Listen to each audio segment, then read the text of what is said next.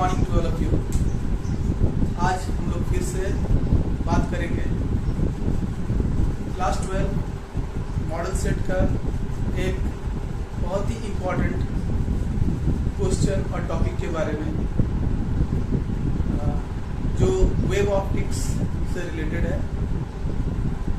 Wave optics जैसा कि आप जानते हैं ये डील करता है लाइट के वेव नेचर के बारे में। तो लाइट का ड्यूअल नेचर होता है, particle nature and wave nature, जिसमें से वेव ऑप्टिक्स डील करता है वेव नेचर के बारे में। और इन वेव नेचर से रिलेटेड एक बहुत ही इम्पोर्टेंट टॉपिक है जिसके बारे में आज हम लोग चर्चा करने वाले हैं। और ये टॉपिक है हमारा वेव फ्रंट। ये टॉपिक स्टार्ट होता है हमारा वेव फ्रंट से। तो सबसे पहली बात ये है कि इसमें क्वेश्चन ये रहता है कि व्हाट इज वेव फ्रंट।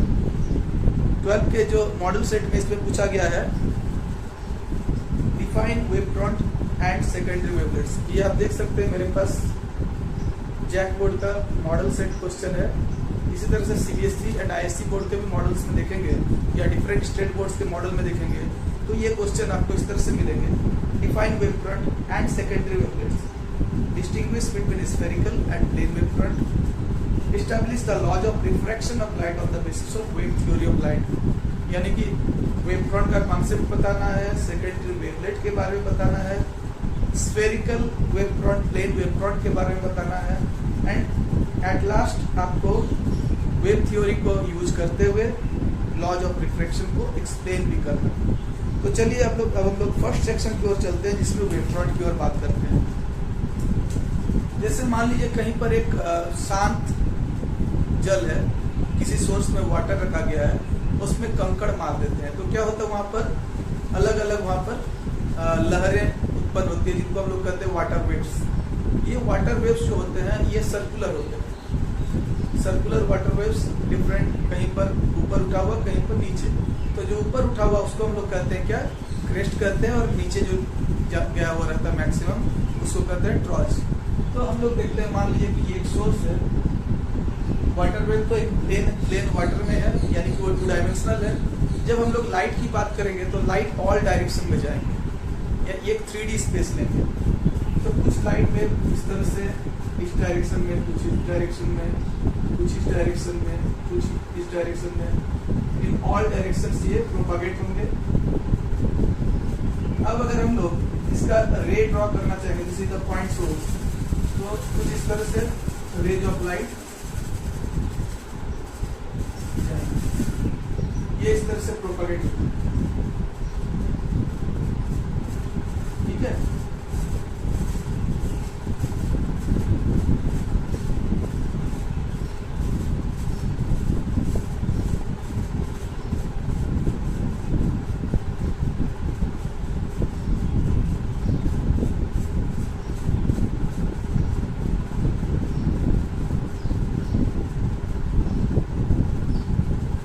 एक सर्टेन पॉइंट में अगर ये पूछा जाए, एक सर्टेन पॉइंट में एक सर्टेन टाइम में, ये suppose t equal to 0 time में यहाँ पर से वेव्स प्रोपगेट करना शुरू किया था।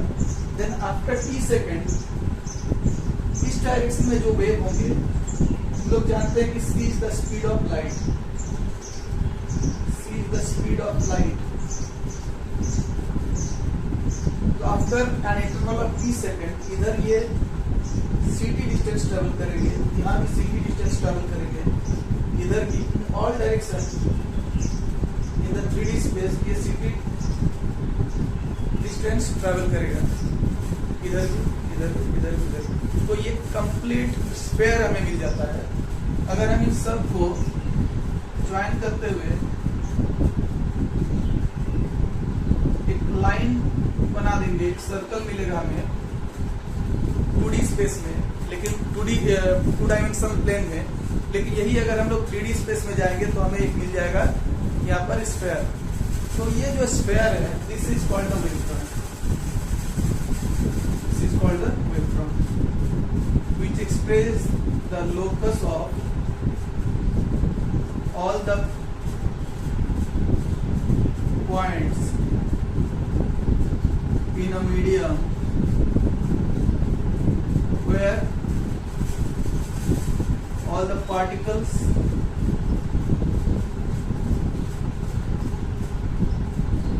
vibrate in the same phase, यानी कि उस पार्टिकल में जितने भी मीडियम रहेंगे सभी सेम फेज में वाइब्रेट करेंगे, और ऐसे पॉइंट्स का जो लोकस होगा उस लोकस को हम लोग कहेंगे वेव फ्रंट। ये तो हुआ हमारा वेव फ्रंट। एंड नेक्स्ट हम लोग चलते हैं कि वेवलेट क्या होता है।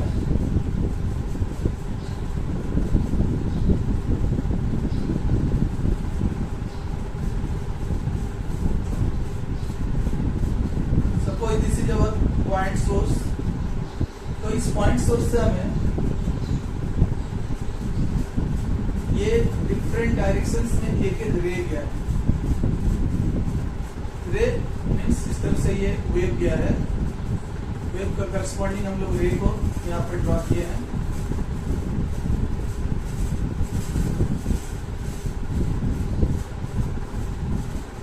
तो अगर हम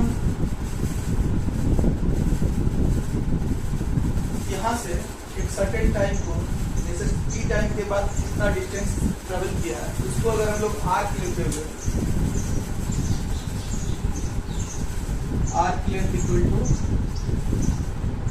speed of light into time interval T, एक आर्क ड्रॉ करेंगे तो इस तरह से एक आर्क मिलेगा। अब इस आर्क का हर एक पॉइंट जो है ये फिर से सेकेंडरी सोर्स के रूप में काम करेगा। तो यहां से हम लोग अगेन क्या कर सकते हैं, डिफरेंट सर्कल को ड्रॉ कर सकते हैं, यानी कि स्क्वायर को ड्रॉ कर सकते हैं। ये सब ठीक से ड्रॉ कीजिएगा, ये square source. These are called the secondary wavelets, secondary wavelets. और इस सेकेंडरी वेवलेट का हर एक पॉइंट बिहेव करेगा just like a fresh source of new disturbance. ऐसा कहा गया है Huygens wave theory of light. Huygens wave theory of light कहता है कि every point in the secondary wavelet behave like a fresh source of new disturbance. अब ये सभी पॉइंट्स जो है ये वाइब्रेट करेंगे और नया डिस्टर्बेंस प्रोड्यूस करेंगे और वेव को आगे लेते हुए जाएंगे। तो अगर हम इन सभी पर अगर टेंजेंट ड्रॉ करेंगे तो इस टेंजेंट ऐसे मिलेगा। अब चूंकि ये पॉइंट्स जो है कंटिन्यूअसली है, तो अगर कंटिन्यूअस पैर से ड्रॉ किया जाएगा तो ये जो पॉइंट्स है ये टेंजेंट्स का ये आपस में मिलते हुए एक और इस तरह से स्क्वायर बनेगा और ये वेव आगे की ओर प्रोपागेट होते रहेगा। ये है हमारा वेव थ्योरी ऑफ लाइट में secondary wavelet and wave front का बारे में कॉन्सेप्ट। अब हम लोग चलते हैं और बात करते हैं वेव फ्रंट के डिफरेंट टाइप्स के बारे में। वेव फ्रंट 3 तरह का होता है। पहला हुआ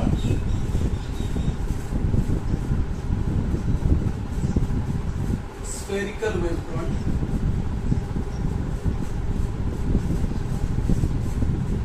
second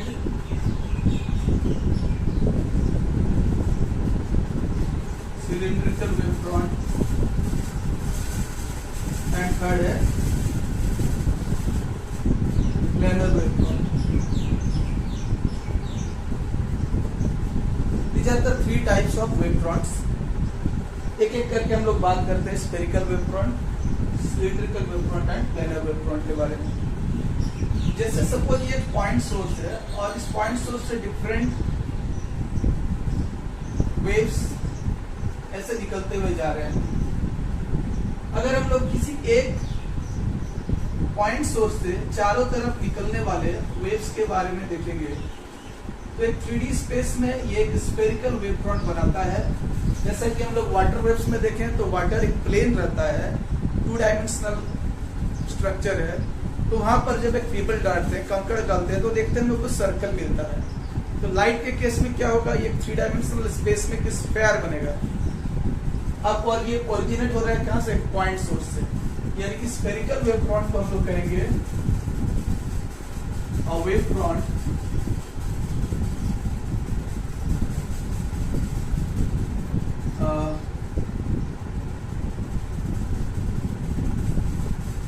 coulombs from a point source at a finite distance. Finite distance में एक पॉइंट सोर्स से फाइनाइट डिस्टेंस में अगर जाएंगे और हम वेव फ्रंट को तलाशेंगे, then we get a spherical wave front. Cylindrical wave front के लिए क्या होगा, ये जो है पॉइंट सोर्स की जगह पर यहाँ पर होगा एक extended source, extended source of light, और इसको कह सकते हैं हम लोग सिलिंड्रिकल सोर्स ऑफ लाइट। अब हमें यहाँ पर जैसे एक सिंगल पॉइंट सोर्स से हमें एक स्फेरिकल वेव फ्रंट मिला। अगर हम एक एक्सटेंडेड सोर्स, एक लाइट सोर्स ले लेंगे, लाइन सोर्स, तो हर यहाँ पर इनफाइनाइट नंबर ऑफ पॉइंट्स है। Line consist of infinite number of points, और चूंकि इसके हर एक पॉइंट इल्यूमिनेट होंगे, तो हर एक पॉइंट से एक स्फेरिकल वेव फ्रंट निकलेगा। तो let us draw such some of the spherical wave fronts like this। इनमें से कुछ एक पॉइंट्स को हम लोग लिए, और उन पॉइंट्स से जो स्फेरिकल वेव फ्रंट डेवलप होता है, उन स्फेरिकल वेव फ्रंट को अगर हम लोग ड्रॉ करते हैं, एंड देन अगर, क्योंकि ये कंटिन्यूअस पॉइंट्स होंगे, all these are continuous points, so जब इन कंटिन्यूअस पॉइंट्स को हम लोग ड्रॉ करेंगे, कंटिन्यूअस स्फेयर्स को ड्रॉ करेंगे, then we get all these spheres touch each other, all these spheres touch each other, and ये इस तरह से टच करेंगे, and these all form a cylinder, look like a cylinder, यानी कि a line source of light produces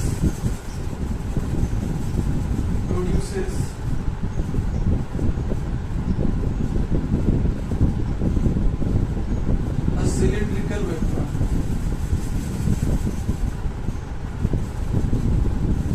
And the last है planar wave front और plane wave front,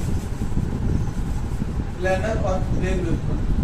जैसा कि हम लोग देख रहे हैं कि फाइनाइट डिस्टेंस में तो ये एक स्फेरिकल वेव फ्रंट को बनाता है, जब ये वेव फ्रंट स्टार्ट होता है किसी पॉइंट सोर्स, सिंगल पॉइंट से, बट ये जैसे जैसे ये आगे बढ़ते जाएंगे, इसका कर्वेचर जो है ये कम होते रहेगा, एंड एट लार्ज डिस्टेंस यही कर्वेचर जो एक लाइन के जैसा दिखेगा। ये लाइन रिप्रेजेंट करते एक प्लेन को, ये लाइन 3D स्पेस में एक प्लेन को रिप्रेजेंट करेगा, एंड ये प्रोड्यूस करेगा एक planar wave front. That means a planar wave front is developed from a point source at infinite distance or large distance। Point source at large distance produces a planar wave front, produces a planar wave front। इसको हम लोग इधर लिख देते हैं।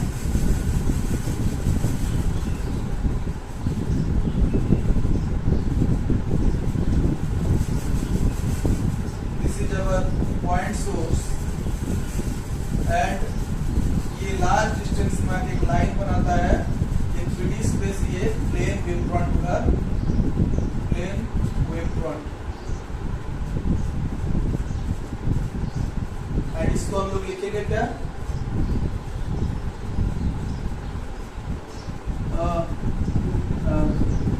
Point source at very large distance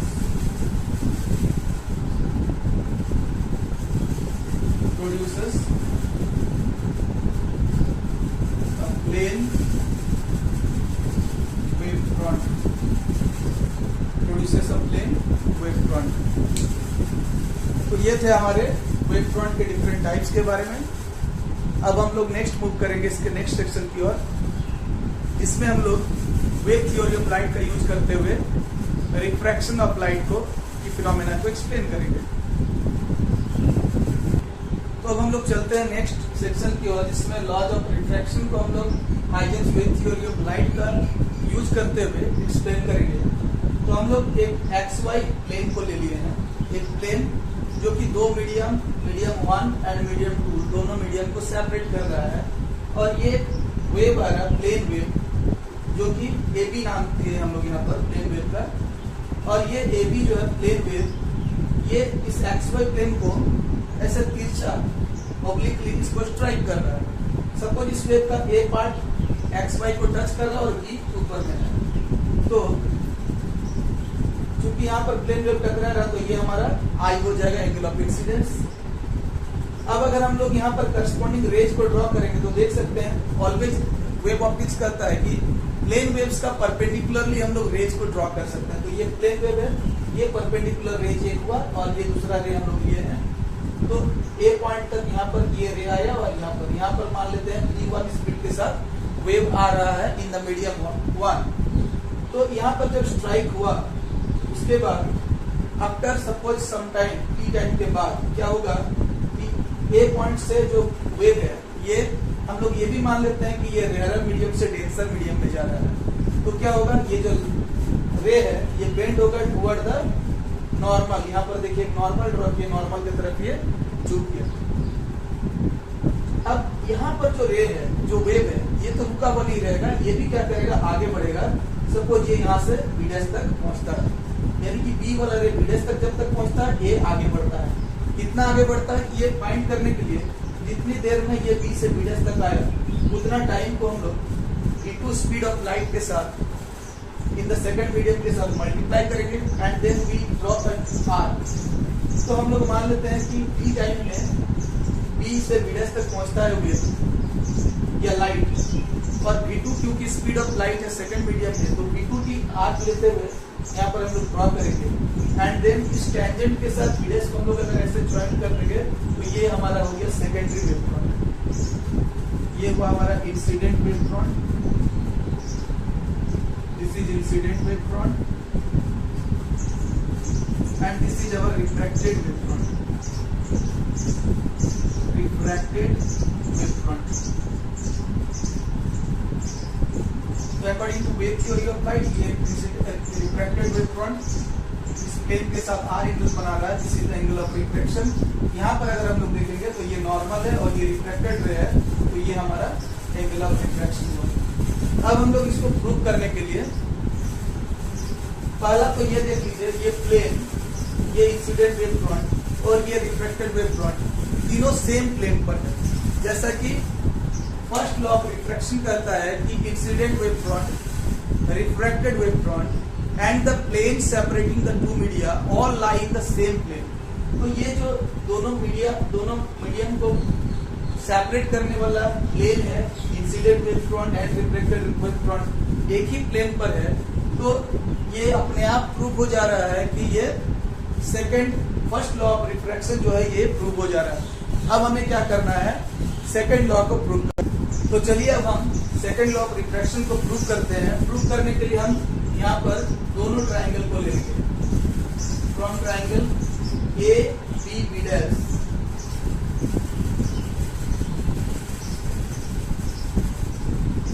and triangle AA'B'।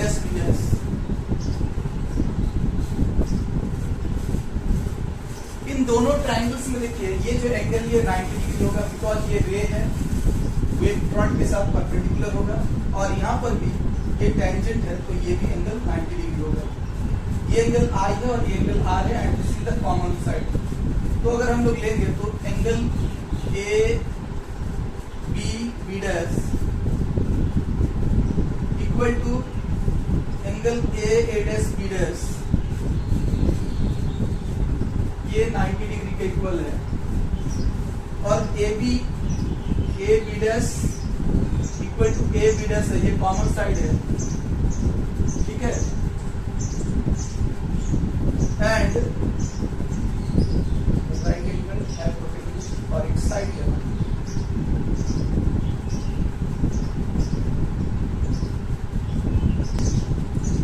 हम sign of आई ले लेते हैं। साइन ऑफ आई कहाँ से? इस ट्राइंगल से साइन ऑफ आई, तो ये हो जाएगा परपेंडिकुलर है, तो इसके सामने वाला ये हो जाएगा हमारा हाइपोटेन्यूज, तो ये B B dash divided by A B dash. तो बी बी डैश कितना है? B B dash is the speed of light E1 into D divided by A B dash and sin R equal to, यहाँ पर इस चीज का जरूरत नहीं है कुछ, this is equal to sin R, तो ये हो गया हमारा परपेंडिकुलर के सामने, ये हाइपोटेन्यूज हो गया, ये A A dash divided by A B dash, ये हो जाएगा B2 D। देखिए यहाँ से यहाँ तक बिल्कुल स्पीड के साथ की टाइम तक ट्रैवल किया है, divided by A B dash. और अब हमें क्या करना है? स्नेल्स लॉ को प्रूव करना है। तो ये जो हमारा डायग्राम इसका काम हो चुका है, इसको हम लोग इरेज करते हैं एंड देन स्नेल्स लॉ के लिए चलते हैं। तो स्नेल्स लॉ कहता है कि sine I divided by sine R equal to the constant, the ratio of the sine of the angle of incidence to the sine of the angle of refraction. ये find कर लेते हैं, तो ये हो गया V1t upon A B dash divided by V2t upon A B dash. तो यहाँ से ए बी डैश कैंसिल होता है और हमें मिलता है V1, टी भी कैंसिल होगा, V1 डिवाइडेड बाय V2। और ये दोनों स्पीड ऑफ लाइट का जो रेशियो है this will be a constant, जो कि refractive index of the medium के बराबर होगा। और यही है Snell's law, which is Snell's law of refraction. यानी कि ये जो वेव थ्योरी ऑफ लाइट है, इसके अकॉर्डिंगली स्नेल्स लॉ हम सही पाते स्नेल्स लॉ को। साइन आई और साइन आर का जो रेशियो है ये हमें कांस्टेंट मिल जाता है। इस तरह से wave theory of light explain करता है रिफ्रैक्शन ऑफ लाइट को। तो ये पूरा क्वेश्चन जो है जैक बोर्ड में 7 मार्क्स के लिए पूछा जा गया है। हालांकि बहुत सारे बोर्ड में 7 मार्क्स का क्वेश्चन नहीं रहता है। जैक बोर्ड ने भी इस बार पैंडेमिक के सिचुएशन के लिए स्पेशल पैटर्न बनाते हुए इसे 7 मार्क्स का फॉर्म दिया है। अदरवाइज ये 5 मार्क्स का ही क्वेश्चन है। आई होप इसका पूरा कॉन्सेप्ट आपको समझ में आ गया होगा। इसका अगर आपको नोट चाहिए तो कमेंट सेक्शन में जाते हुए मेल नंबर अपना मेल आईडी जरूर दीजिएगा, मैं इसका पीडीएफ नोट आपको मेल कर दूंगा। वीडियो को यहाँ तक देखने के लिए थैंक यू सो मच। मुझे उम्मीद है कि ये वीडियो आपको पसंद आया होगा, तो मुझे मोटिवेट करने के लिए प्लीज लाइक कीजिए वीडियो को एंड चैनल को सब्सक्राइब जरूर कीजिए। Thank you so much.